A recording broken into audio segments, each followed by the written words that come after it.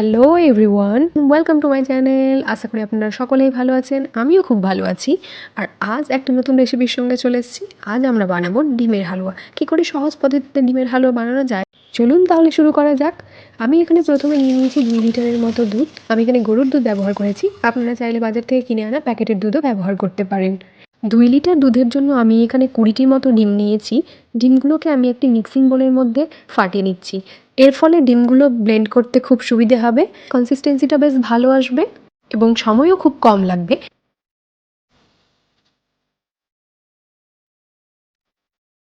ডিমগুলো এবার ব্লেন্ড করা হয়ে গেছে।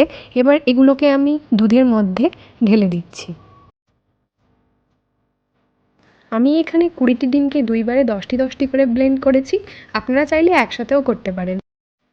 আপনারা নিশ্চয়ই দেখে বুঝতে পারছেন এর থিকনেসটা কত ভালো এসেছে। এটা খুব গাঢ় হয়েছে এবং দুধের সঙ্গে ভালোভাবে মিশে গেছে। এবার এতে দিয়ে দিচ্ছি ফুড কালার। ফুড কালার দেওয়ার পরে এটাকে ভালোভাবে নাড়াচাড়া করে কালারটা যতক্ষণ না পর্যন্ত গাঢ় হলুদ এসেছে ততক্ষণ ভালোভাবে নাড়াচাড়া করে নিতে হবে। ঠিক এই সময় আমি আরেকটু ফুড কালার মিশিয়ে দিয়েছি। আমার একটু আরও গাঢ় কালার পছন্দ, তাই আপনাদের যেমন নিজের পছন্দ ঠিক তেমনই করতে পারেন। এখন দেখতেই পাচ্ছেন কি সুন্দর একটা রং এসেছে। এবার একটি কড়াইয়ে 4 চা চামচ পরিমাণ ঘি নিয়ে নিচ্ছি এবং এখানে গ্যাসের ফ্লেমটা হাই রেখে পরিমাণ মতো গরম মশলা দিয়ে ঘিটাকে ভালোভাবে নাড়াচাড়া করে নিতে হবে।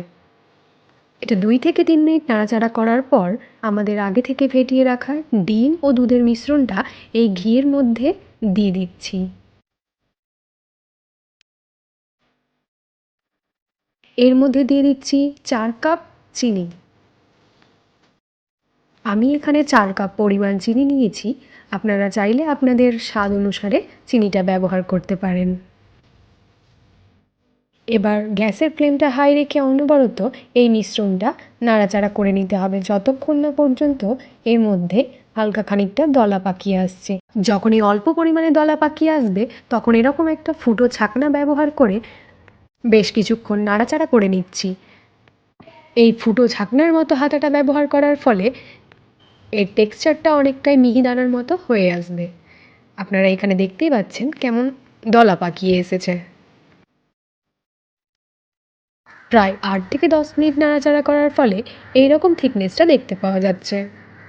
খুব ভালো করে মনে রাখতে হবে যে এই রকম অল্প অল্প জল হয়ে থাকলে সেই সময় আমাদের দিয়ে দিতে হবে কাজু কিশমিশ। আমি এখানে অল্প পরিমাণ কাজু কিশমিশ আগে থেকে ধুয়ে রেখেছিলাম, সেটাই এর উপর থেকে ছড়িয়ে দিচ্ছি। এই স্টেজে এসে কাজু কিশমিশটা দিলে কিশমিশটা এই জলে ফুলে ওঠে আর এর টেস্টও বেশ ভালো আসে। এর মধ্যে থেকে সম্পূর্ণ জল শুকিয়ে এলেই বুঝে নিতে হবে আমাদের ডিমের হালুয়া রেডি হয়ে এসেছে। এইভাবে অবশ্যই একবার বাড়িতে বানিয়ে খেয়ে দেখবেন। আপনারা নিশ্চয়ই দেখে বুঝতে পারছেন এটা কি সুন্দর একটা কালার নিয়ে এসেছে এবং দেখতেও অনেকটা মিহিদানার মতো হয়েছে। আমার এই ভিডিওটি যদি ভালো লেগে থাকে তাহলে অবশ্যই একটি লাইক করবেন, সুন্দর সুন্দর কমেন্ট করবেন, শেয়ার করবেন আর সাবস্ক্রাইব করে পাশে থাকবেন। ধন্যবাদ।